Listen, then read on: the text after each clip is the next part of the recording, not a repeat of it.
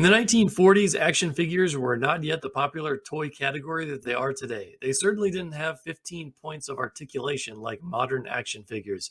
However, there were a few notable figures that were popular during the time period. And of course, you could always count on kids' imagination to make them seem much cooler. One of the most popular action figures of the 1940s was G.I. Joe. Yes, G.I. Joe existed even way back then, but these toys were more like wind-ups than action figures. Imagination not included. G.I. Joe was marketed towards boys and was meant to be an action figure that could be used for play and for educational purposes.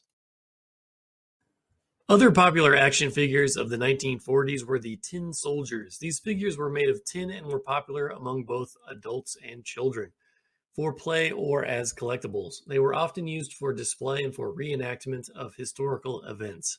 Tin soldiers were produced in Germany as early as the 1730s. Lastly, cowboy action figures were also popular during the 1940s. These figures were made of plastic and were usually smaller in size than other action figures, and sometimes they will be made as wind-ups as well.